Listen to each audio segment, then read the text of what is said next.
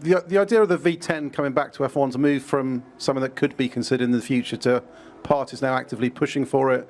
There's talk about scrapping the 26 regulations, potentially rolling these engines on for 2 years and moving in 28. Where do you stand in this debate? What do you think should happen now as we move forward into 26 and the new rule cycle? I mean, obviously, there's a lot of debate about the future. We've got a set of regulations for next year in 26. I think there's some limitations to those regulations as far as the show and the racing is concerned. I think there's some aspects that we've ended up in a situation where the chassis is having to compensate a huge amount for perhaps some of the shortcomings of the split in electrification and combustion. But it's sort of 10 past midnight and Cinderella's left the building.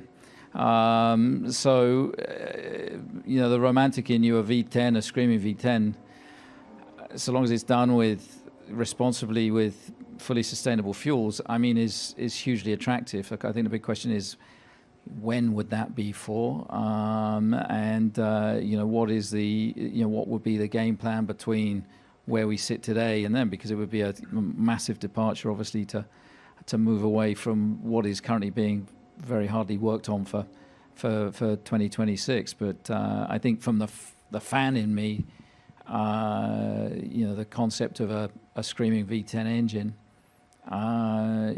would be very exciting for the sport at whatever point is chosen for the future.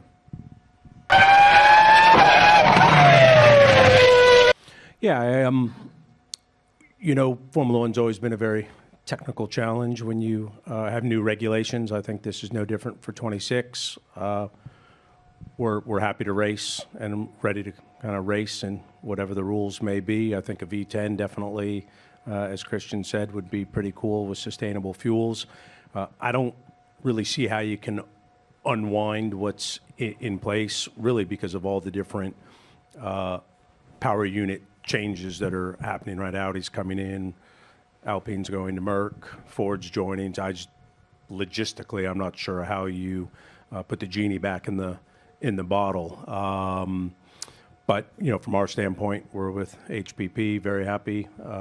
They're ready to go, or will be ready to go, and so that wouldn't impact us. But it is a bit of a head scratcher of how you would put that in place if you did want to make a change. And I think every time there's a rule change, I remember when hybrids came in last time, there was some concerns, and that's worked out just fine. So I'm sure the engineers will get on the technical challenge and remain very exciting, as Formula One's always been.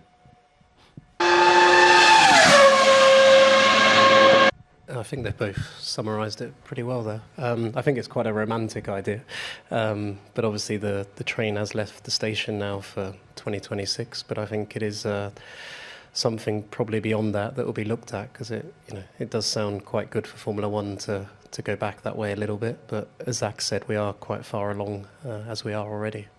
Yeah.